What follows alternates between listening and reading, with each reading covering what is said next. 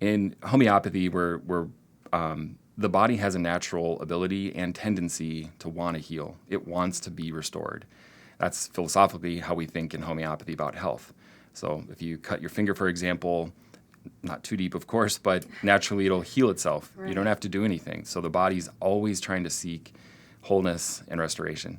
So we just use that tendency of the body we just augment it, we stimulate it, we enhance it.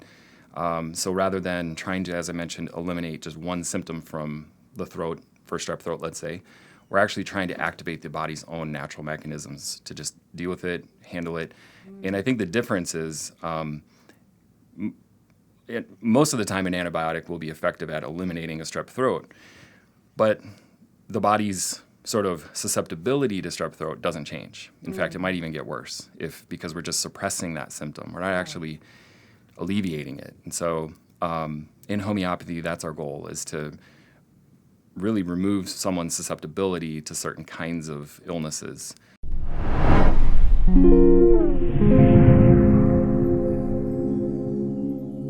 You know, when I think about homeopathic medicine, I think about strengthening our immune system and helping to teach our immune system to function. But can you talk a little bit more about what homeopathic medicine is? Absolutely, I'm happy to. So the way I first describe homeopathy is it's both the art and science of healing. And the explanation of that is a little deeper. But I think it's the art of healing in the sense that no two people are alike. So somebody could come to my office with, let's say, childhood ear infections, let's just as an example. But the homeopathic remedy that child may need might be totally different than another child who has recurring ear infections as well. So we individualize it to the person and not necessarily to the condition. And I think it's the science of healing in that we do follow really distinct principles of healing and that are replicable and depending on or regardless of the practitioner. So I think it's both the art and science of healing, and it's restorative. So we're working to help the body heal itself rather than eliminate a symptom. We're actually helping the body restore its own vitality and find its own way back to wellness. Okay. And can you talk a little bit, you said the principles of healing. Can you maybe share? Sure. So that really cuts straight to the core of homeopathy and what differentiates it from anything else. And that is the word itself, homeo, or homeopathy is two words, homeo and pathy. Homeo means similar, pathy means disease. So we follow what's called the law of similars in homeopathy. So people who are listening to this or coming to homeopathy and wanting to know about it, you don't have to understand what the law of similars is, but just as a modality, it is what differentiates homeopathy from anything else. But that's really kind of the big thing, and we're also looking to make sure that we give the minimum amount of remedy or homeopathic remedy is necessary to make sure that the body heals itself. So that's another principle. But again, fundamentally, the law of similars, and I could expand on that if you want me to, but we'll see. Sure, please. Okay.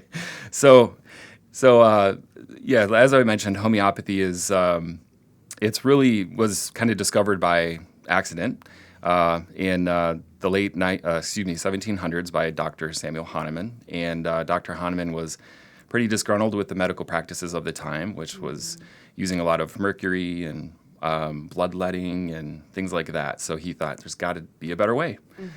He knew about kind of folk healing traditions and using herbs and things in nature to help the body. So, but he was a medical doctor, so he was still practicing medicine in that time. But at the time, malaria was running rampant in his region, and so what was used to treat malaria was quinine. Quinine is made from the bark of a tree. So he thought, well, what if I don't have malaria, but I actually take some of that quinine? What then happens? And he actually started to exhibit symptoms of malaria.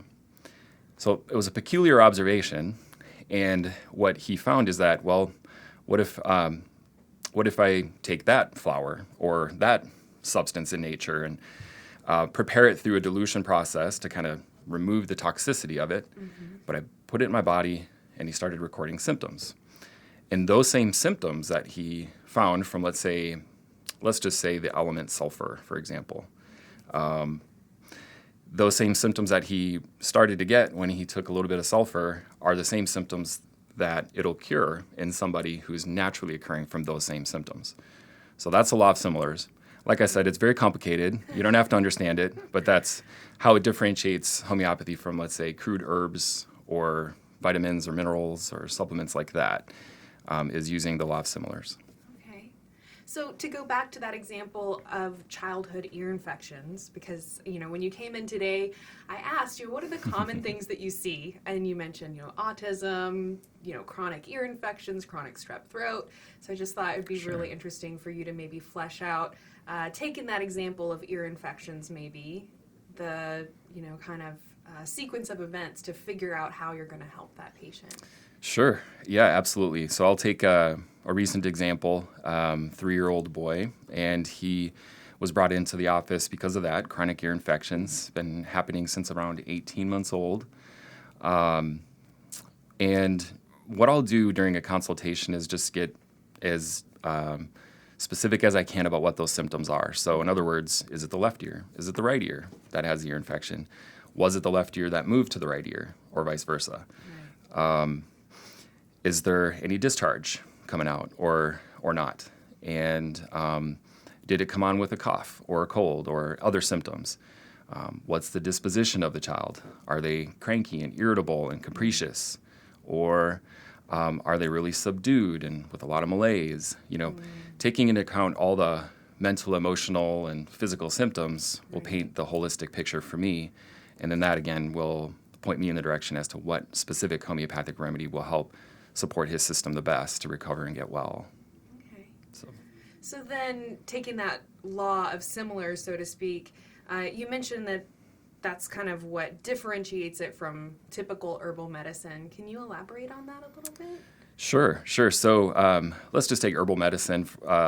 Herbs, I to be frank, I'm not that familiar with like what herb will do what. Mm-hmm. That is different than homeopathy. But what I can say is that usually you take an herb for maybe 1 or 2 conditions. Like we'll just take ear infections. Take an herb for ear infections rather than getting very specific and individualized, as I just mentioned. So all of those symptoms that I just talked about, let's say it's a left-sided ear infection and it's been recurring monthly for 12 months.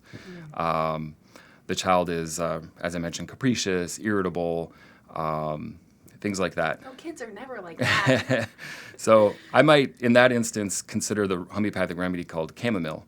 So chamomile is actually an herb as well, but when you prepare it homeopathically, it'll really help with all of those symptoms. And so that's using kind of the law of similars there, where again, you're individualizing it to the holistic picture of all of what's going on, rather than just like ear infections, meaning just the condition itself. Mm-hmm.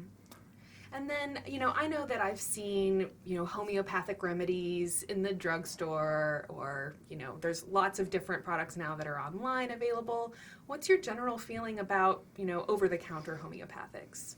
Sure. I think there's probably a couple purposes that serves. I think it helps to kind of bring homeopathy a little bit more to the forefront of people's minds that, oh, there is an alternative. I don't have to resort to an antibiotic that, yeah, sure, it'll take care of things for a while, but it doesn't ever get to the root of things or heal totally. So I think it does good to get the word out, if you will. And then if you work with a homeopath, a professional homeopath like myself or anybody else, we're going to individualize treatment. So maybe those over-the-counter remedies have a bunch of different homeopathic remedies combined or together. Whereas if you work with a professional homeopath, we're going to find one that'll fit the whole picture. So that over-the-counter remedy may or may not help. Whereas if you get a good remedy individualized to the situation in person, then it'll absolutely work really fast. Okay. And that makes perfect sense, just in general, whether you're going and getting a lot of different homeopathic over-the-counters, or even getting into the more typical over-the-counter drugs that we think about, like antibiotics and anti-inflammatories, etc. It definitely makes sense that if somebody's really getting a clear picture of the patient, and here on the podcast we talk a lot about functional medicine or holistic healing, just looking at the whole person and really recognizing that all the different systems work together. So that makes perfect sense that you're able to, be a lot more effective when you're coming at it from a much more targeted and personalized perspective. Can you talk a little bit about, I think probably antibiotics are the most, common drug that people reach for when there's, like you said, ear infections or illness, certainly cold and flu. Yeah. Sure. Yeah. So another, I guess, common thing that folks will, and really all of us are using the tools that we have. I actually practice out of a medical clinic in Cedar Park. So I often talk with a lot of the nurse practitioners, medical doctors on staff, and everybody's using the tools that they have, but a lot of times just comes down to antibiotics. So they're very often asking me questions. I have a patient, they have strep throat. What would you recommend? And that's great, again, because there's more exposure, more interest generated with homeopathy, but it's also not so easy and clear-cut. Like I said, I'll need to actually sit down with the person and understand even the sensation of the pain, like, for example, strep throat. Is it a stabbing pain? Is it dull, achy pain? That'll differentiate which homeopathic remedy will help them best. So I do think that homeopathic remedies do provide an alternative to antibiotics in that regard. I think that was your question. But yeah, we just have to approach it in a little bit more individualized way. In spite of that, even, I do think modern medicine is kind of moving that direction too, with gene therapies and understanding the genomes and, understanding that we all don't react or respond to medicine in totally the exact same way. So I think conventional medicine is also now kind of moving into this direction of individualized treatment. So perhaps homeopathy will kind of snap into that progress too. Who knows? We'll see. Right. But there's definitely a lot of, I think, skepticism about homeopathic remedies. And, I think a lot of that, at least from what it sounds like, is that, in order to have the most effective homeopathic treatment, it's going to require you spending some time with the patient. And it definitely feels in our, mainstream medical system as it is right now, that they're trying to get through patients more quickly. And there definitely tends to be this, like, if this symptom, then that drug kind of thing that's really common. And I think a lot of people at this point are, getting, a little disenchanted maybe with that system because either the mainstream medications haven't worked for them or they create a bunch of other unwanted side effects. And so the desire for a more natural, less invasive solution is definitely becoming more widespread. Yeah. To talk a little bit more about, antibiotics and why people might want to seek an alternative to the typical antibiotic treatment, how does homeopathic medicine help the person heal maybe more easily or more quickly? Sure. Yeah. Yeah. I think the system of medicine, let's say conventional medicine, is to really just to try to eliminate a symptom from a specific part of the body. So I know we're talking about antibiotics, so I'll just keep going with that. That's very often used to do that, just eliminate everything ultimately in the system, but particularly bacteria that could be causing an illness.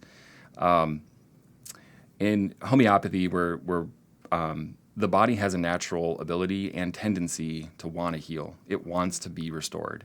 That's philosophically how we think in homeopathy about health.